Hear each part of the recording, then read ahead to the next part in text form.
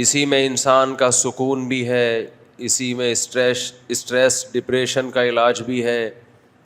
فَلَنُحْيِيَنَّهُ حَيَاةً طَيِّبَةً، اللہ نے کہا کہ جو مجھے سب سے زیادہ ویلیو دے گا میں اس کو پاکیزہ زندگی عطا کروں گا، مرغوب زندگی، پاکیزہ زندگی۔ گلے میں کچھ گڑبڑ ہو رہی ہے، بار بار کچرا آ رہا ہے پلگ میں، پراٹھے چھوڑنے پڑیں گے، اس کا علاوہ کوئی حل نہیں ہے۔ یہ آپ گھی کے پراٹھے صبح کھائیں نا تو پلگ میں کچرا آئے گا، دودھ کی چائے سے بھی آتا ہے پلگ میں کچرا، یہ ذہن میں رکھو۔ دودھ کی چائے بھی نا وہ کرتی ہے، بلغم پیدا کرتی ہے، اور بہت ساری چیزیں پھر کبھی انشاءاللہ صحت کے بارے میں کبھی بات کریں گے انشاءاللہ۔ ایک ہی چیز رہ گئی ہے زندگی میں مزے کی بھائی، پراٹھے۔ شادیاں وادیاں بھی ہو گئیں، ٹھیک ہے، اب پراٹھے ہی چھوڑ دیے تو زندگی میں رہے گا کیا؟ لیکن بہرحال تو اللہ تعالیٰ یہ چاہتے ہیں کہ لوگ مجھ سے محبت کریں، اور اللہ نے وعدہ کیا فَلَنُحْيِيَنَّهُ حَيَاةً طَيِّبَةً، کہ جو مجھے مان کے چلے گا، مجھے ویلیو دے گا، میں اس کو پاکیزہ اٹریکٹیو خوشیوں والی زندگی دوں گا۔ دنیا میں سکون میں ہمیشہ دیندار لوگ ہی رہتے ہیں۔ یہ جو بے دین لوگوں کی خوشی ہے نا، آپ کہتے ہو نہیں جی بے دین لوگ تو بہت ہنستے کھیلتے نظر آتے ہیں، اچھلتے کودتے ہا ہا ہو ہی کرتے، یہ انزائٹی ہے، پتہ ہے آپ کو؟ خوش آدمی ہمیشہ نارمل ہوتا ہے، پھدکتا نہیں ہے، وہ ایب نارملٹی کی طرف نہیں جاتا، ہمیشہ خوش آدمی پرسکون۔ جو بہت پھدک رہا ہے نا، بہت زیادہ، ہر وقت ہا ہی ہو اور مختلف طریقوں سے اپنی ڈپریشن نکال رہا ہوتا ہے۔ یاد رکھو جیسے ڈپریشن میں جب بہت زیادہ انسان کو اسٹریس ہو اور اس کی وجہ سے ڈپریشن ہونا شروع ہو جائے، تو جیسے اس میں روتا ہے تو ایسے ہی یاد رکھو ہنستا بھی بہت زیادہ ہے، اپنی اس ٹینشن کو ختم کرنے کے لیے۔ خوشیوں بھری زندگی اللہ صرف ان لوگوں کو دیتا ہے جن کے دل میں اللہ ہے۔ حضرت حکیم اختر صاحب رحمہ اللہ تعالی بڑے اللہ والے بزرگ تھے، ان کے بیانات سنا کریں، یوٹیوب پہ موجود ہیں۔ ان کے بیانات سن کے آپ کو لگے گا کہ اللہ والے کسے کہتے ہیں۔ پہلے علماء بزرگان دین کیسے لوگوں کو دین کی طرف لاتے تھے، اور آج کل کے اسکالرز کیسی نفرتیں پھیلا رہے ہیں۔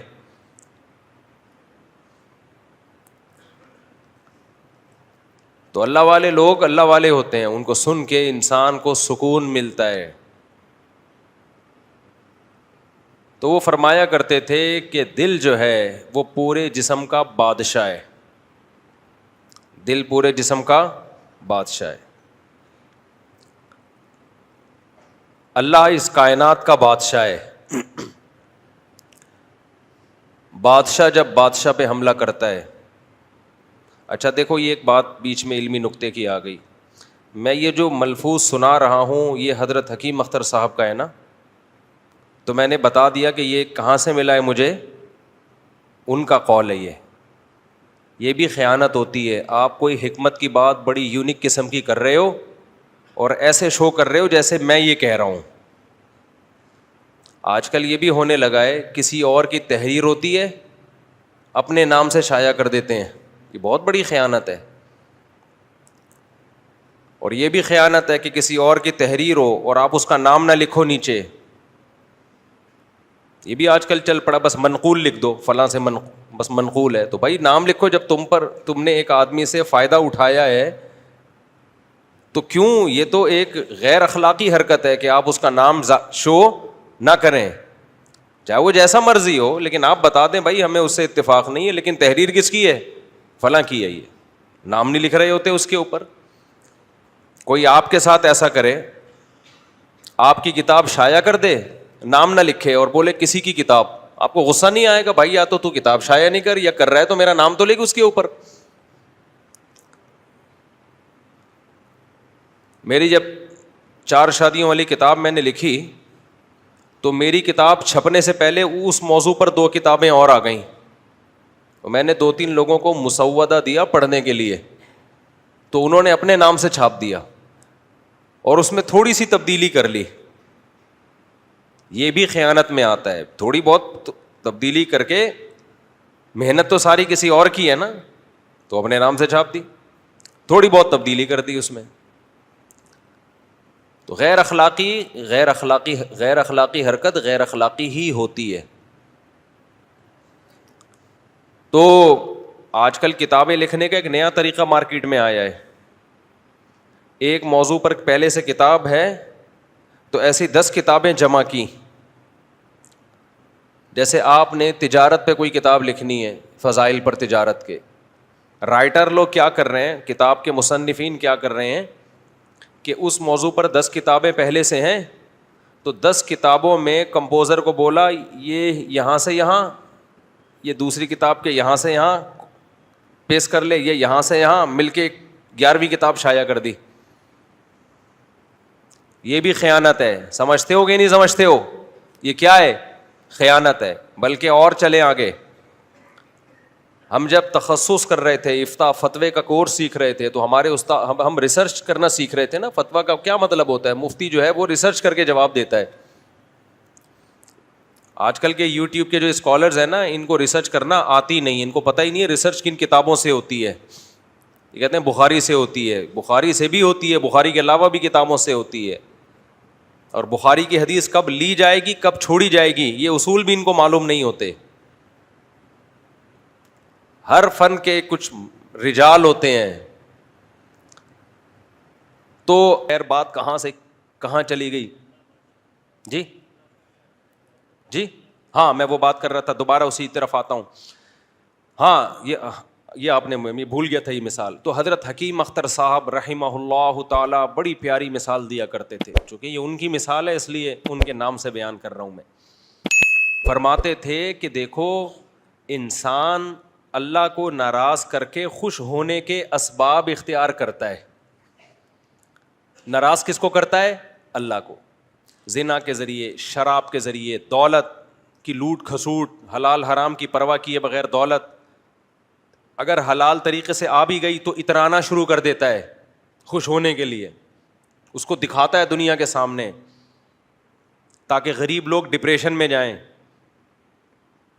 ہر برائی پہ آج کل اچھائی کا لیبل لوگوں نے لگا دیا ہے کہ ہم ترغیب دینے کے لیے کرتے ہیں, موٹیویٹ کرنے کے لیے کرتے ہیں. آپ موٹیویٹ کرنے کے لیے نہیں کر رہے, آپ شو مارنے کے لیے کر رہے ہو. موٹیویشن کا یہ کوئی طریقہ نہیں. موٹیویشن میں تو صبر کی تلقین کی جاتی ہے. تو اب کیا مسئلہ ہے میرے بھائی؟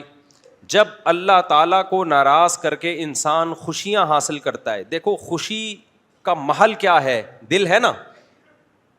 خوشی کہاں محسوس ہوتی ہے؟ بولتے کیوں نہیں؟ ہاتھوں میں. کہ میرے ہاتھ بہت خوش ہیں, ہاتھوں میں ہوتی ہے خوشی. گھٹنوں میں خوشی محسوس ہو رہی ہے بہت زیادہ, ہوتی تو دماغ میں ہے, لیکن اس دماغ کا سب سے پہلا اثر کہاں پڑتا ہے؟ دل پہ. جب بھی آپ غمزدہ ہوگے یا خوش ہوگے, دل کی دھڑکن آپ کی چینج ہو جائے گی. خوشی میں الگ ٹائپ کی اور غم میں الگ. اس لیے لغت میں بھی, قرآن میں بھی, حدیث میں بھی خوشی اور غمی کا محل دل کو بتایا گیا, کیونکہ پہلا اثر کس پہ پڑتا ہے؟ دل پہ. اس کی مثال ایسے, ہم سوتے ہیں تو دماغ سوتا ہے, لیکن ہم کیا کہتے ہیں؟ آنکھیں سو رہی ہیں. کیونکہ دماغ جب سوتا ہے تو سب سے پہلے اثر کس پر آتا ہے؟ آنکھوں پہ آتا ہے. آنکھوں, لہذا لغت جو ہے نا, اہل لغت وہ آنکھوں کی طرف نسبت کرتے ہیں. آنکھ دیکھ کے پتہ چلتا ہے کہ سو رہا ہے کہ جاگ رہا ہے, حالانکہ سوتا تو دماغ ہے. دماغ کون دیکھ رہا ہے بھائی؟ نظر کیا آ رہی ہیں؟ آنکھیں. جیسے ہی دماغ سوئے گا سب سے پہلے آنکھیں کیا ہوں گی؟ بند. سب سے پہلا اثر آنکھوں پہ پڑتا ہے. کبھی نہیں آپ نے دیکھا ہوگا بندہ سو رہا ہے اور آنکھیں کھلی ہوئی ہیں اس کی, ڈر جائے آدمی, بھاگ جائے وہاں سے. تو جب ہم دماغ سے کچھ سوچتے ہیں, غم ہوتا ہے, خوشی ہوتی ہے, اس کے اثرات سب سے پہلے کہاں پڑتے ہیں؟ کہتے ہیں نا دل, تبھی دنیا میں محبت میں نفرت میں مثالیں کس کی دی جاتی ہیں؟ دل کی. تو قرآن بھی چونکہ ایک زبان میں نازل ہوا ہے نا, تو قرآن نے بھی دل ہی کی طرف نسبت کی ہے. تو اب یہ دل جو ہے نا, دل یہ ہے دلوں کا, یہ ہے جسم کا بادشاہ. تو خوشی کا محل, جہاں خوشی محسوس ہوتی ہے, وہ جگہ کیا ہے؟ بولو, دل. آپ خوشی کے اسباب اختیار کرنے کے لیے کبھی زبان کو لذت دیتے ہیں اچھے کھانے کھا کے, ہو بھی جاتی ہے, دل میں خوشی محسوس ہوتی ہے. کبھی ہاتھوں کو لذت, کبھی نظر کو لذت, کبھی کانوں کو لذت, گانے سن رہے تھر تھرا رہا ہے. کمال کی بات یہ ہے کہ اللہ نے یہ سارے اعضاء آپ کے اختیار میں دے دیے. آپ اپنے ہاتھ کو جدھر چاہیں گھمائیں, آنکھوں کو جدھر چاہے گھمائیں, زبان سے جو چاہیں بولیں, جو چاہیں کھائیں. لیکن جو جہاں سے ان تمام اعضاء کو اپنی چاہتوں میں استعمال کر کے جو خوشی حاصل ہوتی ہے, محسوس ہوتی ہے, وہ ہوتی کہاں ہے؟ دل میں. وہ آپ کے کنٹرول میں اللہ نے رکھا ہی نہیں ہے. وہ آپ کے کنٹرول میں اللہ نے, بولو, رکھا ہی نہیں ہے. تو حکیم اختر صاحب رحمہ اللہ تعالیٰ فرمایا کرتے تھے کہ اللہ ہے بادشاہ. بادشاہ جب کسی ملک پہ چڑھائی کرتے ہیں تو ان کا ہدف چپڑاسی اور گلی کے جمعدار نہیں ہوتے. بادشاہوں کا ٹارگٹ بادشاہ ہوتے ہیں. سمجھ میں نہیں آ رہی بات؟ میرا خیال ہے بادشاہوں کا ہدف کیا ہوتا ہے؟ بادشاہ ہوتے ہیں. وہ دائیں بائیں جانے کی کوشش, کبھی بادشاہ نے دیکھا کہ بادشاہ نے کسی ملک پہ چڑھائی کی ہو اور اپنے فوجیوں سے کہا ہو کہ بادشاہ اور وزیر کے علاوہ جتنے جو گلی محلے میں جمعدار گھوم رہے ہیں سب کو گرفتار کر کے لے آؤ؟ وزیر بولیں گے بادشاہ سلامت, کیا ہو گیا, وہ ان کا کیا لینا دینا ہے یار, گرفتار اگر کرنا ہے تو آپ ہمارے ذمہ کام لگائیں, ان کے آرمی کے چیف کو گرفتار کریں ہم, آپ ان کے جو کمانڈر ہے اس کو گرفتار کریں, گورنر کو گرفتار کریں, اور آپ تو ہمیں آرڈر کریں کہ ہم بادشاہ کو گرفتار کر کے لائیں. آپ آرڈر تو کریں. بادشاہوں کی سوچ نیچی ہوتی ہے یا اونچی ہوتی ہے؟ تبھی اسلامی سلطنت میں جتنے بادشاہ گزرے سب کی 4 بیویاں تھیں. استغفر اللہ, پھر ٹاپک دوبارہ آ گیا. یہ کئی دفعہ کوشش کرتا ہوں. اس سے پتہ چلتا ہے کہ جن کی 4 بیویاں ہوتی ہیں ان کی سوچ کیسی ہوتی ہے؟ بادشاہوں والی ہوتی ہے. چاہے خود بادشاہ نہ بھی ہوں, گھر میں غلام ہو جائے, استغفر اللہ, پھر دوبارہ سچ نکل رہا ہے, یعنی چاہے وہ بادشاہ نہ بھی ہوں, گھر میں بھی اچھی زندگی گزار رہے ہوں, لیکن بادشاہ نہ بھی ہوں, لیکن سوچ کیا ہے ان کی؟ اب دیکھو چپ ہو گئے نا, سوچ کیا ہے؟ بادشاہوں والی. اس لیے شوق 4 کا رکھو. 4 کا شوق رکھنا اس کی علامت ہوگی, اس کی علامت ہوگا کہ تمہاری سوچ کیا ہے؟ بادشاہوں والی سوچ. سوچ تو اچھی رکھو نا میرے بھائی. تو حضرت حکیم اختر صاحب فرمایا کرتے تھے کہ بادشاہ جب ملک پہ حملہ کرتا ہے تو اس کا ہدف کیا ہوتا ہے؟ بادشاہ ہوتے ہیں. تو آپ سکون کے لیے جتنی کوششیں کر لو, اللہ جو آپ پہ اٹیک کرے گا نا, اللہ جو قبضے میں لے گا, وہ جسم کے بادشاہ دل کو قبضے میں لیتا ہے. اللہ کہتے ہیں تو خوشی اور راحتوں کے اسباب اختیار کر لے, دوں گا نہیں, کیونکہ دل کس کے کنٹرول میں ہے؟ دل میں نے آنکھیں تیرے کنٹرول میں دے دی ہیں, ہاتھ تیرے کنٹرول میں دے دیے ہیں, دل میرے کنٹرول میں ہے. یہاں سکون آنے نہیں دوں گا, کچھ بھی کر لے, یہاں نہیں سکون آنے دوں گا میں تجھے, یہ میرے ہاتھ میں ہے. یہاں اسی کے سکون آئے گا جو کس کو خوش کرے گا؟ اللہ کو. اس کے دل میں سکون کی بالٹیاں اللہ بھر بھر کے ڈال دیتے ہیں. فَلَنُحْيِيَنَّهُ حَيَاةً طَيِّبَةً, یہ اس آیت کا مفہوم ہے کہ ہم بہترین پاکیزہ زندگی دیں گے ان لوگوں کو جو مجھے یاد رکھیں گے, جو میری محبت کو دل میں جگہ دیں گے. تو میرے بھائی اپنی ڈکشنری سے اللہ کے سوا سب کو کیا کر دو؟ نکال دو. سب باطل ہے. جس سے محبت کرو کس کے لیے؟ اللہ کے لیے. ہاں اللہ نے جہاں پرمیشن دے دی, جس لذت کو پوری کرنے کی پرمیشن اللہ نے دے دی, تو پھر اللہ اللہ کی رضا ہے کہ اللہ چاہتے ہیں کہ میرے بندے حلال لذتوں سے فائدہ اٹھائیں. آپ کا دل چاہ رہا ہے, شدید بھوک لگ رہی ہے, نہاری کھانے کا دل چاہ رہا ہے, تو آپ کھا لو. اللہ کی طرف سے پابندی نہیں ہے, بلکہ بلا وجہ ایوائڈ کرو گے, فنڈر بننے کی کوشش کرو گے, تو یہ آپ کی اپنی شریعت ہے, اللہ اس پہ آپ سے خوش نہیں ہوگا. ہاں اعتدال سے کھاؤ, کیونکہ زیادہ کھانا شریعت میں پسندیدہ کام نہیں ہے.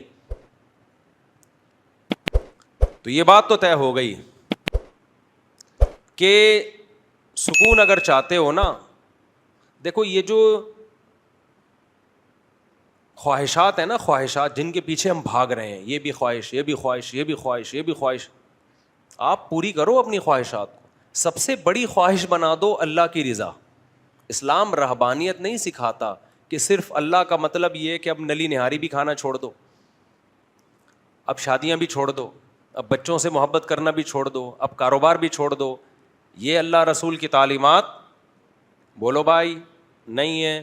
اللہ رسول کی تعلیمات یہ ہیں کہ سب سے بڑا ہدف کس کو بنانا ہے میرے بھائی؟ اللہ کی رضا کو. اس کے لیے سب کچھ قربان کیا جا سکتا ہے, اللہ کو کسی پہ قربان نہیں کیا جا سکتا.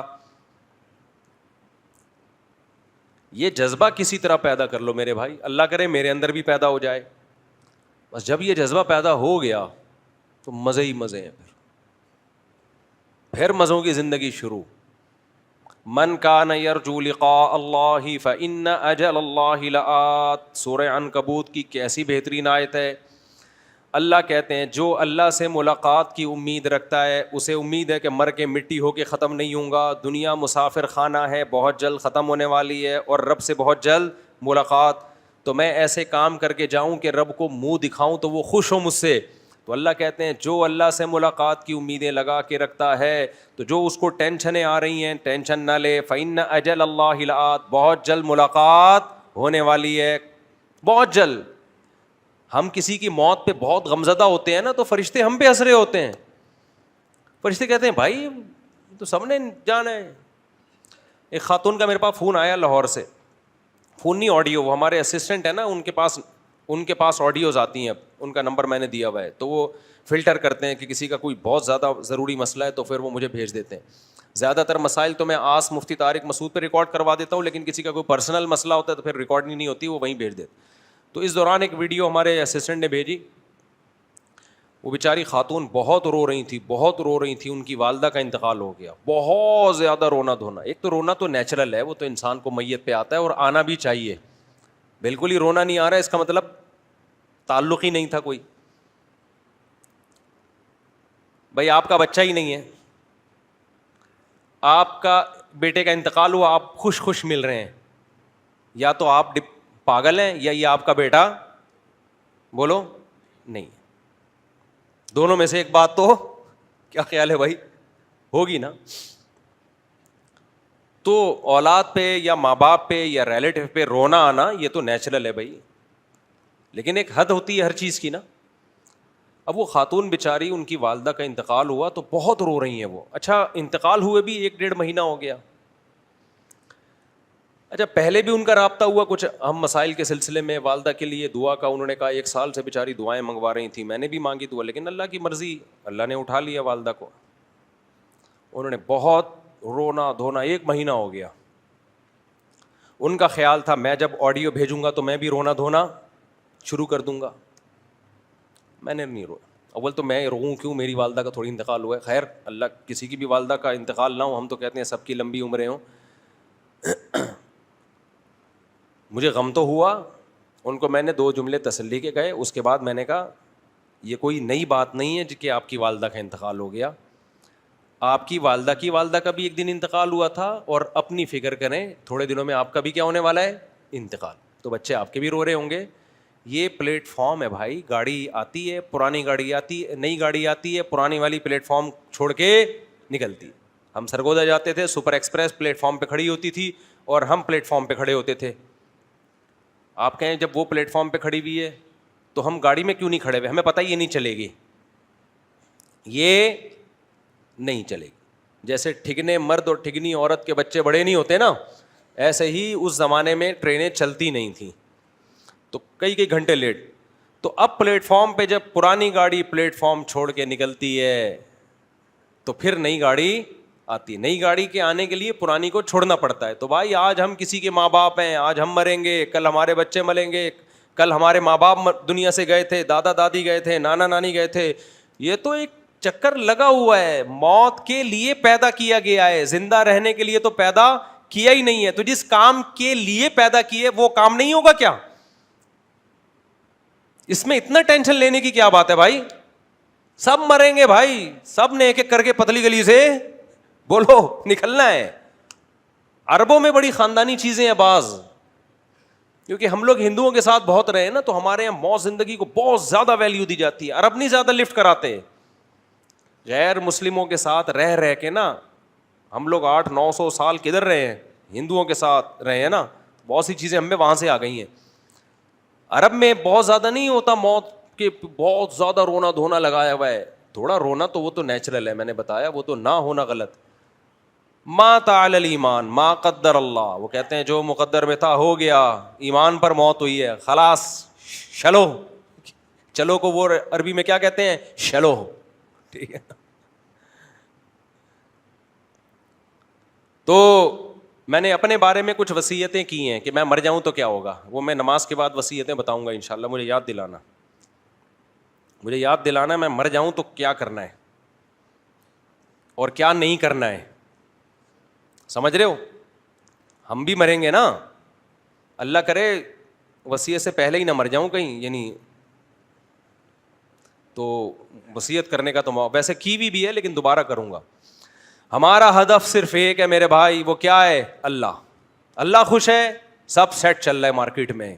اللہ ناراض ہے تو سارے زندہ بھی ہوں تو غلط ہے. کیا کرنا ہے ایسی زندگی کا بھائی؟ مسلمان کا ہدف کیا ہوتا ہے؟ ایک اللہ.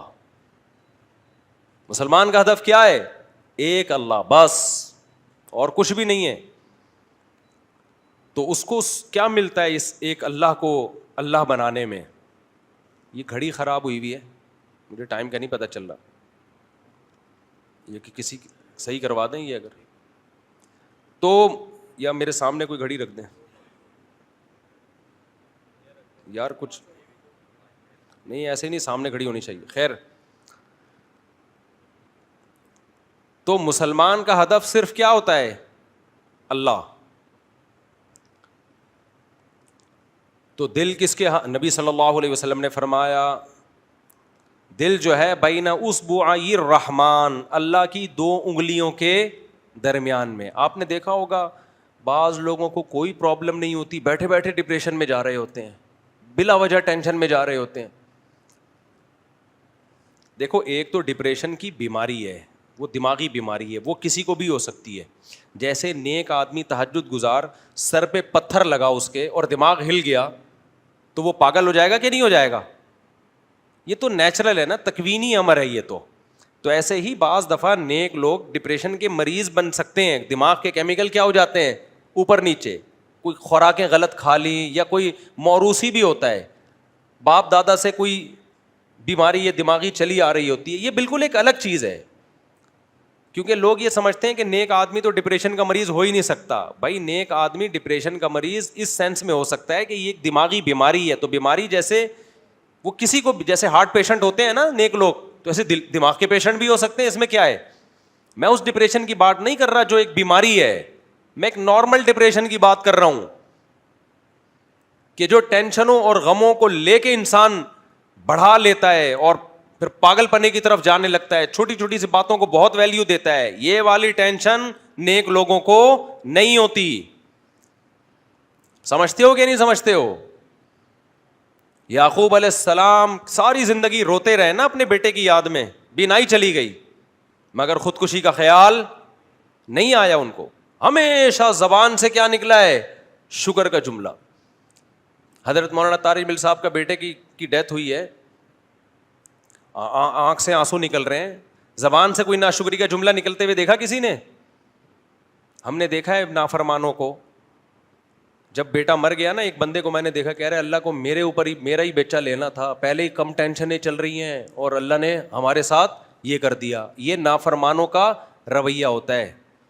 وہ آپے سے باہر ہو جاتے ہیں. نیک لوگوں کی آنکھوں سے آنسو نکلتے ہیں, زبان سے ناشکری کا ایک جملہ نہیں نکلتا. کہتے ہیں اللہ کی مرضی بھائی, اللہ کی امانت ہے, ہم اللہ کے بندے ہیں, انا للہ, ہم اللہ کے غلام ہیں, و انا الیہ راجعون, ہم نے بھی ادھر ہی جانا ہے. یہ چلا گیا, یہ پہلے چلا گیا, اگلی ٹرین سے ہم پہنچ رہے ہیں. یہ پہلے چلا گیا تو اگلی ٹرین سے ہم پہنچ رہے ہیں. آپ کا بچہ امریکہ جا رہا ہوتا ہے, آپ نے بھی 1 سال بعد جانا ہے, پھر بھی ایئرپورٹ پہ رخصت کرتے ہوئے رو رہے ہوتے ہو کہ 1 سال کے لیے جدائی ہو رہی ہے نا. لیکن ایسا نہیں ہوتا کہ دیوار سر جو ہے دیواروں سے جا کے مارنا شروع کر دو. یہ پہلے امریکہ چلا گیا, میں 1 سال بعد کیوں جا رہا ہوں, ہاں ہو, اور اللہ کو میرے ہی بچے کو امریکہ بھیجنا, تو بھائی اگلی فلائٹ سے تو چلا جائے.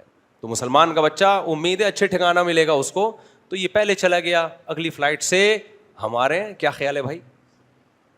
قبرستان میں کہا تھا نا, السلام علیکم یا اہل القبور انتم لنا سلف ونحن بکم خلف وانا انشاء اللہ بکم لاحقون. پوری دعا قبرستان کی یاد کر لو, پھر پڑھی نہیں جائے گی قبرستان میں. ہم صرف آدھی دعا یاد کرتے ہیں, السلام علیکم یا اہل القبور, اے قبر والو تم پر سلامتی ہو. آگے جملہ تو دیکھو کتنا خطرناک ہے, انتم لنا سلف, تم پہلے چلے گئے, ونحن بکم خلف, اور ہم تمہارے ساتھ تمہارے بعد ہیں, وَإِنَّا إِن شَاءَ اللَّهُ بِكُمْ لَاحِقُونَ, انشاءاللہ ہم بھی تمہارے ساتھ آنے والے ہیں. کیا سکھایا جا رہا ہے دیکھو یار. مردے کو کے بارے میں آپ کو بتایا جا رہا ہے کہ مردے کو بولو انشاءاللہ میں بھی پھٹے پہ لیٹنے والا ہوں. یہ ہے پوری دعا. لوگ صرف السلام علیکم یا اہل القبور یاد کر لیتے ہیں, اور وہاں سے جواب آتا ہے وعلیکم السلام بھائی عبد الغفور. قاری صاحب کا قصہ سن لیے گا دوبارہ. انا انشاء اللہ بکم لاحقون, یہ ہمیں دعا سکھائی ہے قبرستان میں جاتے ہوئے, انشاءاللہ ہم بھی تمہارے ساتھ آنے والے ہیں, لیٹنے والے ہیں. کل ہماری بھی یہاں 2-4 قبروں کے بعد ادھر کہیں جگہ, تھوڑے دن ہے, زیادہ ٹائم نہیں ہے میرے بھائی. آپ سمجھ رہے بہت ٹائم ہے, بہت ٹائم ایسے گزر رہا ہے یار, ایسے گزر رہا ہے. پچھلا رمضان, ابھی کسی نے بتایا بھی رمضان 3-4 مہینے میں آنے والا ہے, حالانکہ ابھی تو گزرا ہے. تو جب قبرستان جاؤ, السلام علیکم یا اہل القبور اردو میں بول دیا کرو, اے قبر والو تم پر اللہ کی سلامتی ہو, تم پہلے چلے گئے, ہم تھوڑا اگلی ٹرین سے پہنچنا ہی چاہتے ہیں, اور انشاءاللہ ہم تم سے بہت جلد ملاقات کرنے والے ہیں. رات کو یہ دعا نہیں پڑھنا کیونکہ خوف زیادہ ہوتا ہے, ایسا نہ ہو اگلے ٹرین کے بجائے اگلی بوگی سے پہنچ جاؤ آپ خوف کی وجہ سے. تو موت زندگی تو کوئی ایسی چیز نہیں ہے بھائی, یہ تو نیچرل ہے. اللہ نے پیدا کیا کس کام کے لیے, مارنے کے لیے. آپ نے اپنے بچوں کو بھیجا امریکہ پڑھنے کے لیے, اب وہ پڑھ رہا ہے, آپ حیران ہو رہا ہے بھائی یہ پڑھ کیوں رہا ہے, ابھی یہ کیا کر رہا ہے, اپنے دوست کو بھائی یہ پڑھ رہا ہے یار, میں نے تو کہہ رہے بھیجا کیوں تھا, پڑھنے کے لیے بھیجا تھا. پڑھ رہا ہے بھائی, تو ابے کمبخت جب تو نے پڑھنے کے لیے بھیجا تھا تو پڑھے گا نا, اس پہ کیا حیرانگی ہے. تو جیسے یہ حیران ہوتا ہے نا, تو ایسے ہی ہم مرنے والے پہ حیران ہوتے ہیں, مرا کیوں. اللہ کہتے ہیں میں نے بھیجا کس کے لیے, مارنے کے لیے تو بھیجا ہے, اور تو اسی پہ حیران ہو رہا ہے مرا کیوں. تو بھیجا جس کام کے لیے ہے وہی تو ہوا ہے. آپ کہہ سکتے ہیں اللہ ٹھیک ہے مارنے کے لیے بھیجا, لیکن 90 سال میں مار دیتا نا, اتنی جلدی کیا پڑی ہے تجھ. یہاں اللہ میاں کہتے ہیں میں نے کب کہا کہ 90 سال میں مارنے کے لیے بھیجا ہے. اللہ تو یہ کہتا ہے, نبی کی صحیح حدیث ہے کہ بچہ جب ماں کے پیٹ میں ہوتا ہے نا, تو 4 مہینے کا جب ہوتا ہے تو فرشتہ آ کے لکھ دیتا ہے کتنے سال جیے گا, کتنے سال کے لیے دنیا میں آیا ہے. کوئی 1 سال کے لیے, کوئی 2 سال کے لیے, کوئی 40 سال کے لیے, کوئی 45 سال کے لیے. یہ تو میں اور آپ نے اپنے بارے میں فرض کر لیا ہے کہ میں 90 سال کے لیے ہوں. فرشتے نے میرے بھائی ہمارے بارے میں پہلے سے لکھ دیا ہے کہ طارق مسعود صاحب کتنے سال کے لیے, اور وسیم بھائی کتنے سال کے لیے, غفار بھائی کتنے سال کے لیے. جو جتنے سال کے لیے لکھ دیا نا, لا یستاخرون ساعتا ولا یستقدمون, قرآن کہتا ہے 1 سیکنڈ بھی آگے پیچھے نہیں ہو سکتے.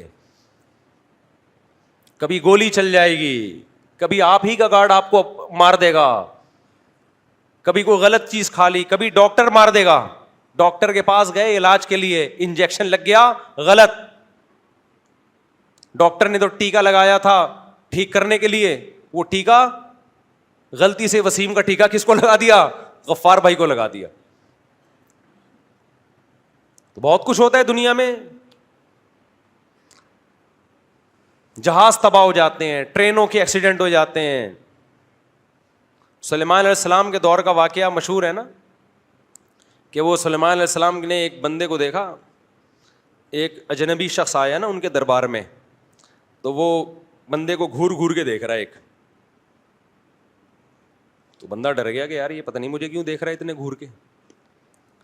تو وہ جب وہ اجنبی شخص چلا گیا تو اس بندے نے سلیمان علیہ السلام سے پوچھا کہ یہ کون ہے جو مجھے گھور گھور کے دیکھ رہا تھا. سلیمان علیہ السلام نے فرمایا کہ موت کا فرشتہ ہے, یہ تجھے گھور کے دیکھ رہا تھا. اس نے کہا آپ مجھے ہندوستان پہنچا دیں, یہ تو موت کا فرشتہ دیکھ کے چلا گیا ہے, دوبارہ چکر لگائے گا, تو آپ مجھے کہاں پہنچا دیں. سلیمان علیہ السلام کے تابع تھی ہوائیں, انہوں نے پتہ نہیں کتابوں میں یہ واقعہ لکھا ہے, اللہ خیر جانے مستند ہے یا نہیں ہے, میرے علم میں نہیں ہے, لیکن اس سے جو مضمون ثابت ہو رہا ہے وہ کیا ہے, وہ بالکل ٹھیک ہے. تو سلیمان علیہ السلام نے اٹھا کے اس کو پہنچا دیا ہندوستان. اطلاع کہ جی اس کا انا للہ و انا الیہ راجعون ہو گیا ہے. تو سلیمان علیہ السلام نے ملک الموت سے پوچھا کہ بھائی اس بندے کو اتنا گھور کے کیوں دیکھ رہے تھے. انہوں نے کہا کہ اللہ نے میاں نے مجھے کہا تھا کہ اتوار کے دن نا اس کی روح قبض کرنی ہے ہندوستان سے, تو یہ ہفتے کو یہاں کیا کر رہا ہے. یہ تو تیز رفتار گھوڑے میں بھی بیٹھ کے ہندوستان کی فلاں لوکیشن پہ جائے گا تو نہیں پہنچ سکتا, میں گھور گھور کے دیکھ رہا ہوں, وہی بندہ ہے, کوئی اور تو نہیں ہے, وہی بندہ ہے, کوئی اور تو نہیں ہے. تو دیکھو یہی چیز اس کی موت کا ذریعہ بن گئی. تو مریں گے میرے بھائی, اس خوش فہمی میں نہ رہو کہ نہیں مریں گے, ہمارا باپ بھی مرے گا, ہم سب مریں گے. اس لیے موت کے لیے کیا کرو, اس لیے سب سے خوبصورت موت پتہ ہے کیا ہے, مرنا تو سب نے, سب سے خوبصورت موت ہے اللہ کے راستے میں میدان جنگ میں لڑتا ہوا شہید ہو جائے.